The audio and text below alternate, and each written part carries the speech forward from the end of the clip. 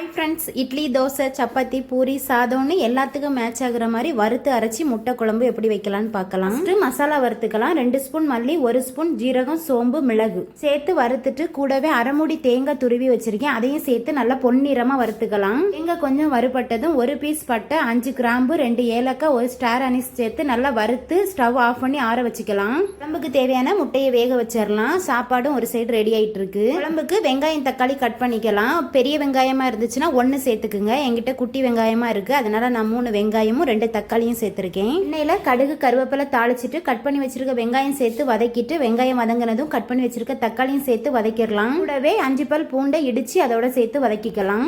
ஆற வச்சிருக்க தேங்காவை மிக்சி ஜார்ல சேர்த்து கூடவே 1 ஸ்பூன் சில்லி பவுடர் சேர்த்து நல்லா நைஸா அரைச்சி எடுத்துக்கலாம். அரைச்ச தேங்காய் விழுத வெங்காயம் தக்காளியோட சேர்த்து மிக்ஸ் பண்ணிட்டு தேவையான அளவு உப்பு, தேவையான அளவு தண்ணி சேர்த்து மிக்ஸ் பண்ணிட்டு குழம்பு நல்லா கொதிச்சதுக்கு அப்புறமா கட் பண்ணி வச்சிருக்க முட்டையும் சேர்த்து ஃபைனலா மல்லியில தூவி இறக்கிட்டோம்னா சூப்பர் டேஸ்டியான முட்டை குழம்பு ரெடி ஆயிரும். இதே மெத்தட்லேயே செய்யுங்க, டேஸ்ட் அடிப்பொலியா இருக்கும். ஒரு குழம்பு வச்சுட்டோம்னா பிரேக்ஃபாஸ்ட், லஞ்ச், டின்னர்னு எல்லாத்துக்குமே யூஸ் பண்ணிக்கலாம். மார்னிங் இடியாப்பத்துக்கு இந்த குழம்பு வச்சே சாப்பிட்டாச்சு. நம்ம வீடியோ பிடிச்சிருந்தா லைக் பண்ணுங்க. Thank you friends.